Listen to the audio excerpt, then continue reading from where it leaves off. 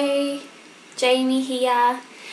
I thought I'd make a video, a cooking video to talk a bit about cooking, and I'm a bit of a sushi fan. I love Japanese food, and there's a couple of people have come up to me and said, you know, do you make sushi?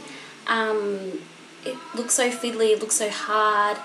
And I'm here today to show you that it's actually quite simple. I'm probably an okay cook, you know, not MasterChef quality, but you know, I'm getting there.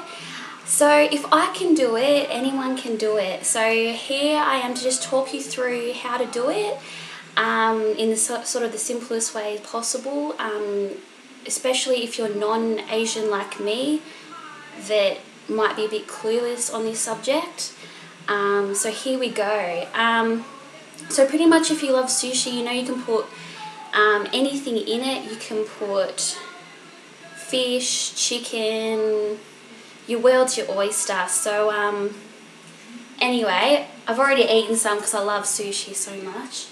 So here we've got some rice, which I've prepared earlier.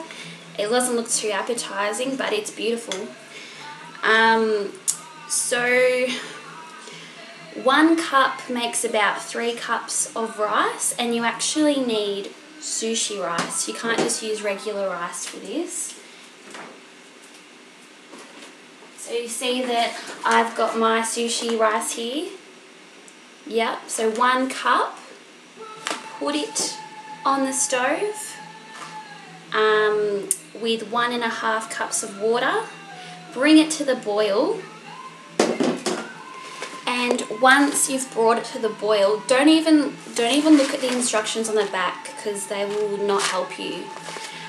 Once you bring it to the boil, just turn it down to low. Pour some mayonnaise in there, Japanese mayonnaise. It looks like this.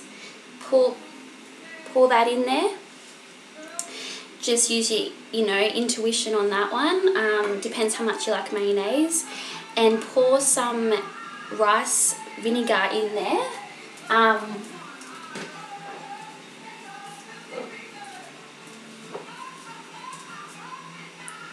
That's what I use.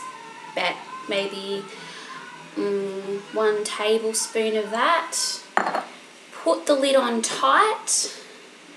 Leave it for about 20 minutes. Try not to take the lid off, but check it every so often just in case all the water has drained, evaporated out. You are in trouble if it's all gone, and it's because it can stick to the bottom of the pan. You don't want that. You want it nice and sticky consistency. Okay, so once all the water's sort of drained, you can turn off the heat. Let it cool for about a couple of minutes. Don't hesitate too long. It is important that you do have it warm so it sticks to the seaweed. That is so vital because you don't want that crunchy seaweed like this. Like, you don't want that easily tearable, gross seaweed. It's disgusting.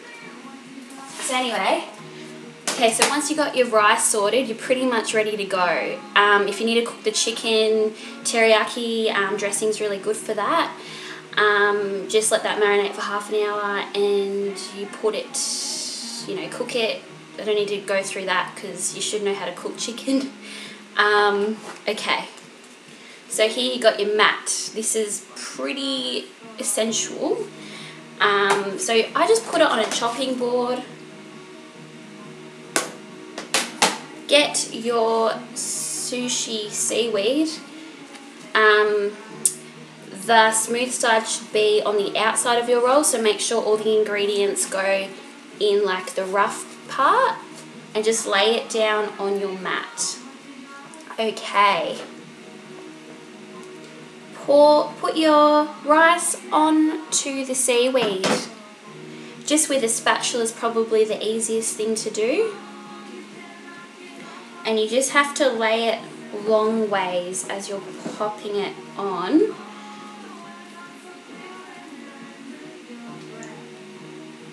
So it should look like this. So that's the straight line. You've got a little bit at the top there, a bulk of it at the bottom. And then just lay your ingredients on the bed of rice. So this is probably, you know, the easiest part of the whole process, apart from cooking the chicken. I actually haven't used chicken today. I've used smoked salmon. That is just, look at that, that's divine. So just use your knife, you don't want to be sloppy about it. And just sort of roll it up so it's nice in a line. You can break it up and section it off. It's probably easiest. Get your avocado because that's super important. Ingredients right there. Carrots usually preferred. Just put them in a long line across your bed of rice. Okay, can get a little bit messy, but that's alright. Shows that you're having some fun on the way. So that's what it should look like without it falling down. So it's a bit messy, but you got your ingredients on the bed of rice. Okay, now get your mayonnaise, Japanese mayonnaise, put it along the ingredients, the stuff that you've put on your sushi. So you can use as much of that as you like. Just, I'm pretty heavy-handed on the mayo because I love it. You can't probably see that. Now, this is the tricky part, so listen closely.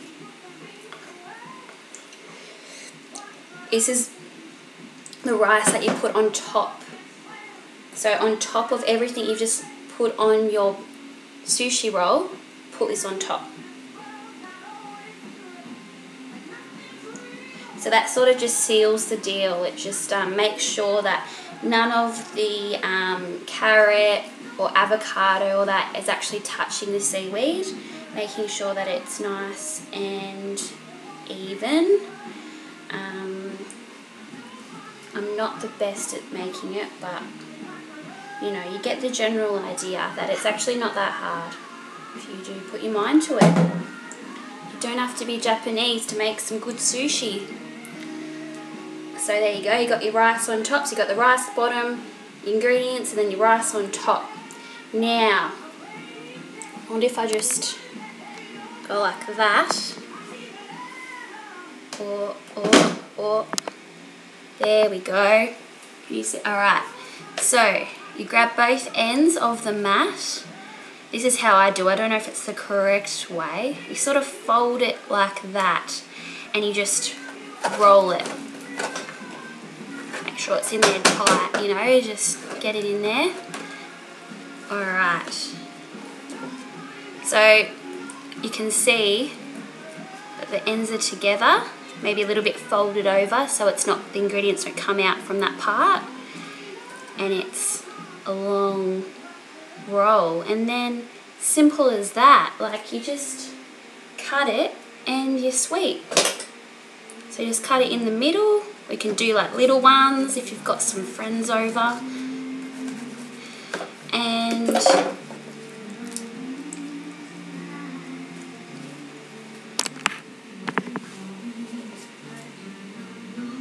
there you go. Too easy. Just grab some plates, dish it up, and you're ready to eat some sushi. Thank you for watching.